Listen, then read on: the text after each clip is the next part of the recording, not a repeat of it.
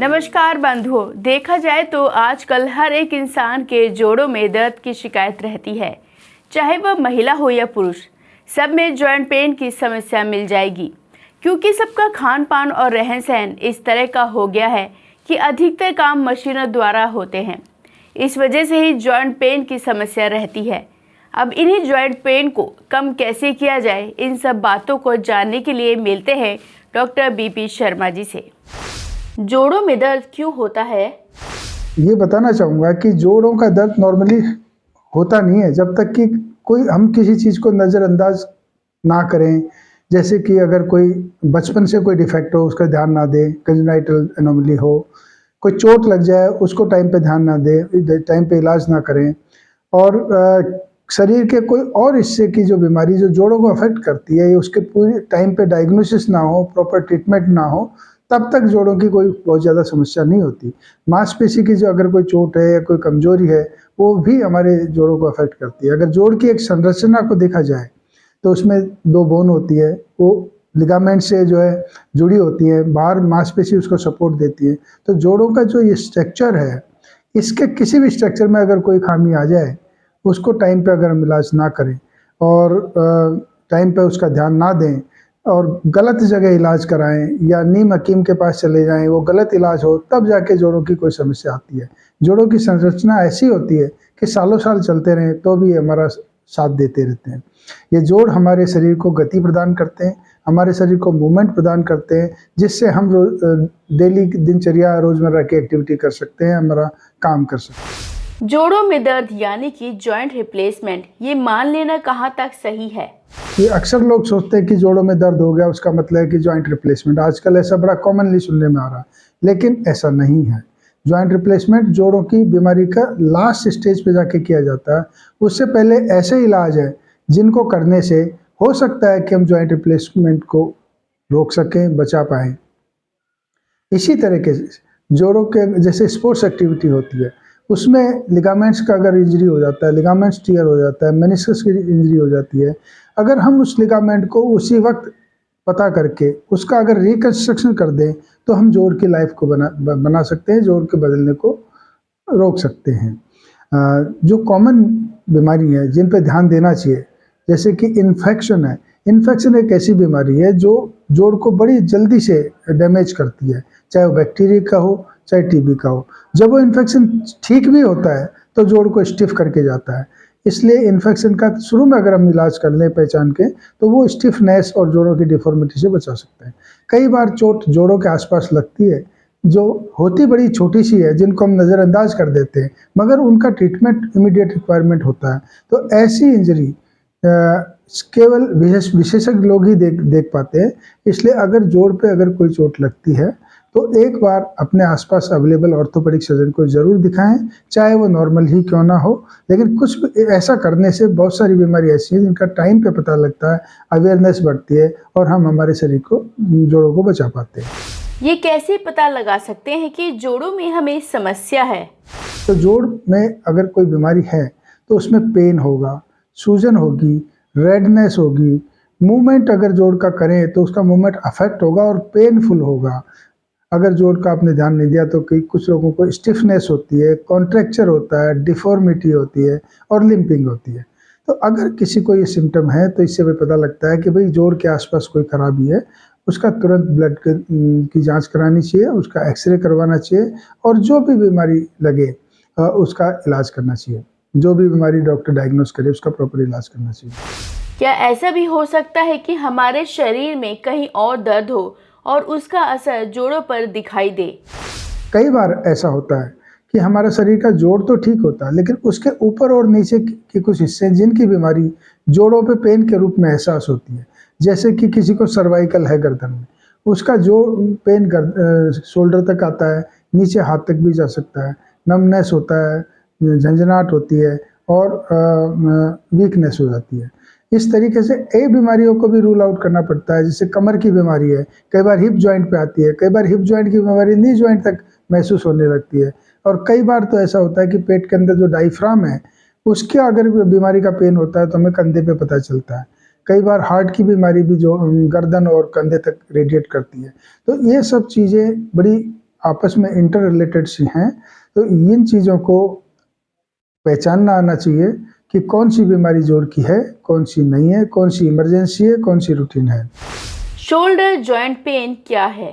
ये shoulder joint के को पहले के ज़माने में जब कोई इलाज नहीं था तो लोग एक्सरसाइज ही करते थे, और आज भी एक्सरसाइज शोल्डर के आसपास की जो बीमारी है उनका एक बहुत महत्वपूर्ण और मेन ट्रीटमेंट है।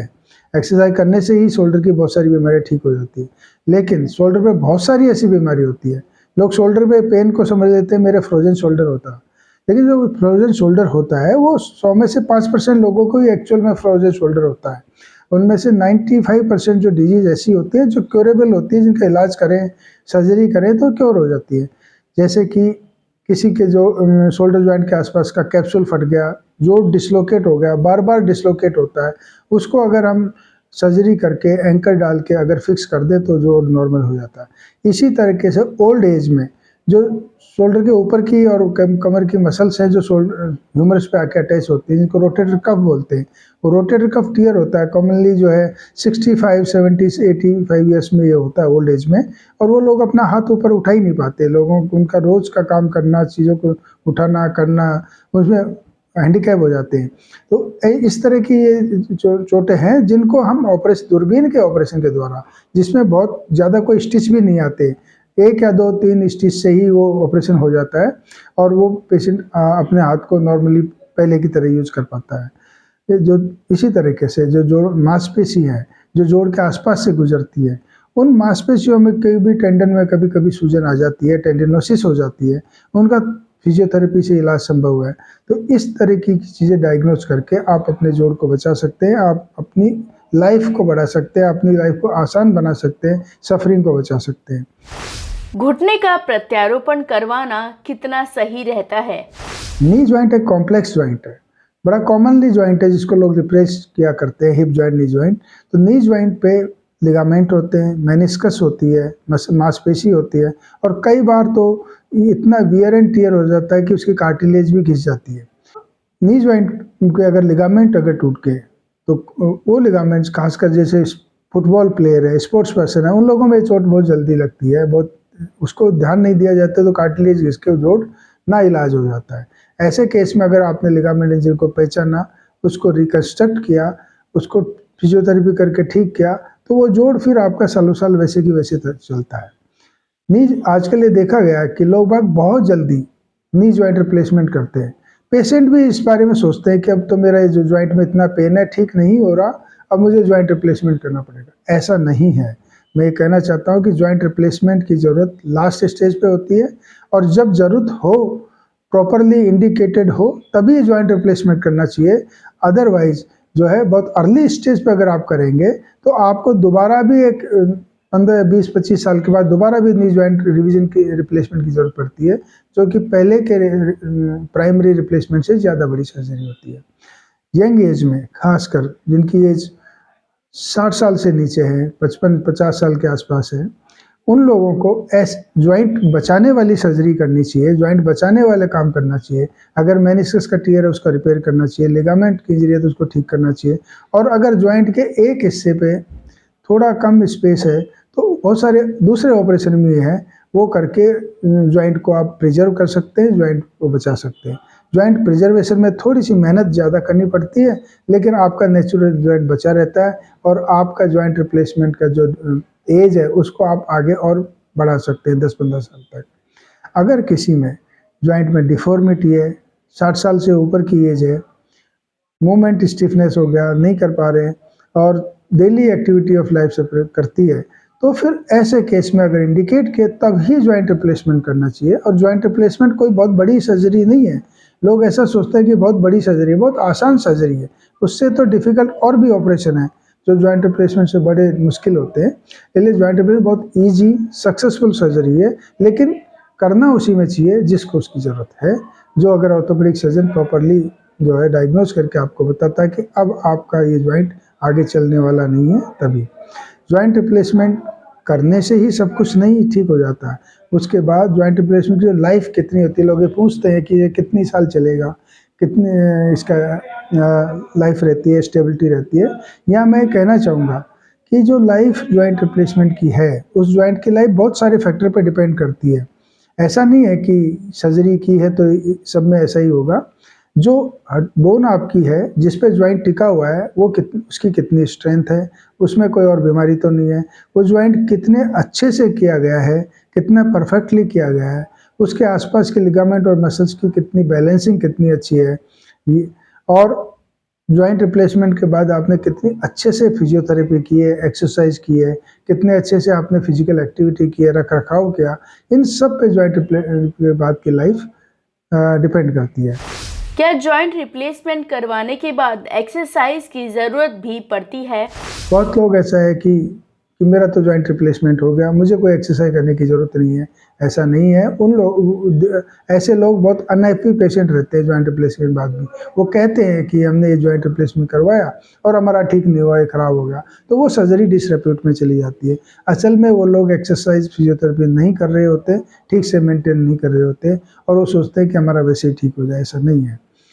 इसलिए जो मेहनत है वो जॉइंट रिप्लेसमेंट से पहले भी, उसके बाद भी।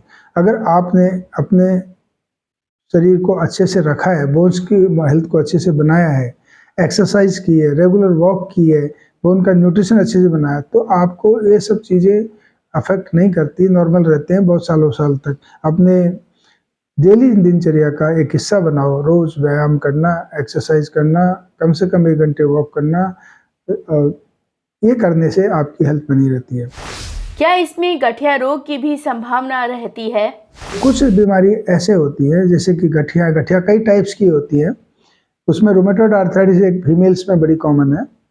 मेल्स में एंकाइलोजिंग स्पॉन्डिलाइटिस गठिया होती है, वो थोड़ी जल्दी आती है। उससे शरीर में स्टिफनेस हो जाती है, सुबह सुबह उठते हैं जब बहुत ज़्यादा जकड़न रहती है, स्टिफनेस होती है, बाद में चलने फिरने से ठीक होती है।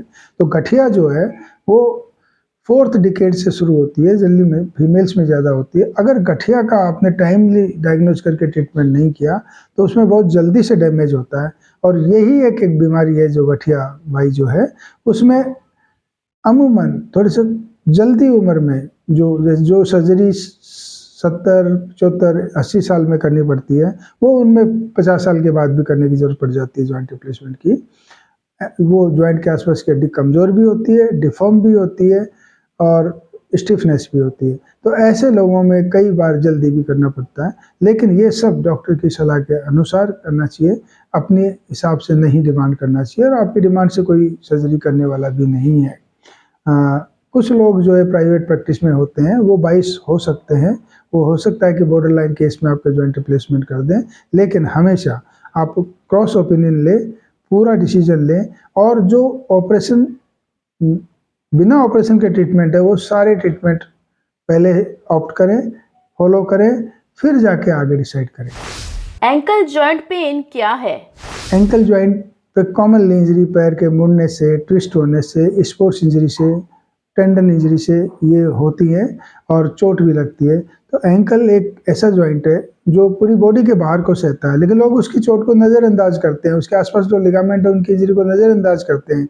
तो छोटी से छोटी बीमारी भी एंकल और फुट पे आपकी एक्टिविटी को अफेक्ट कर सकती है, जो कि साधारण से ट्रीटमेंट से, थोड़ा सा रेस्ट से, फर्स्ट एड से, प्लास्टर के स्लैब से ही ठीक हो जाती है। तो आप इनको टाइमली करें। इसी तरीके से जो स्पोर्ट्स खेलते हैं, एल्बो पे टेनिस एल्बो हो जाता है, गोल्फर्स एल्बो हो जाता है, कुछ लोगों को रिस्ट पे भी पेन होता है, छोटी छोटी बोन है गिरने से। तो ये ऐसी बोन है जो आपकी एक्टिविटी को ज़्यादा अफेक्ट नहीं करती, लेकिन परेशान करती है, तंग करती हैं, अगर टाइमली ठीक नहीं किया तो मैं ये कहना चाहता हूँ कि अपने हेल्थ को बनाए रखने के लिए, अपने जोड़ को बनाए रखने के लिए, अपनी लाइफ को एक्टिविटी मेंटेन करने के लिए आपको रेगुलर एक्सरसाइज करनी चाहिए, प्रॉपर बैलेंस डाइट लेनी चाहिए, न्यूट्रिशन को पूरा बनाना चाहिए, और फिजियोथेरेपी करनी चाहिए। और अगर कोई चोट लगे तो आसपास जो अवेलेबल स्पेशलिस्ट है उनके पास जाना चाहिए, नीम हकीम के पास नहीं जाना चाहिए, क्योंकि वो कुछ चीज़ें तो जो अपने आप ठीक होने वाली थी वो हो जाती है, उनको गरीब चला जाता है, और जो कुछ चीज़ों में इमीडिएट ट्रीटमेंट की ज़रूरत है वो आगे जाके नाइलाज हो जाते हैं। कई बार हाथ और पैर का सर्कुलेशन इतना अफेक्ट हो जाता है कि उनको गैंग्रीन होके उस अंग को उठाना भी पड़ जाता है। तो लोग कई बार अपने अंग को भी खो देते हैं गलत इलाज की वजह से। तो मेरा यही संदेश है कि कोई भी चीज़ को नज़रअंदाज ना करें, इलाज कराएं, डायग्नोज कराएं और ट्रीटमेंट लें। तो देखा ना बंधुओं की किस तरह से हम अपने जोड़ों में दर्द होने पर उनकी सही से देखभाल करें तो उनसे भी बचाव हो सकता है। तो चलिए मिलते हैं अगले हफ्ते किसी नए डॉक्टर के साथ और साथ ही नई जानकारियों को लेकर। तब तक आप देखते रहें विश्वकर्मा टुडे न्यूज़।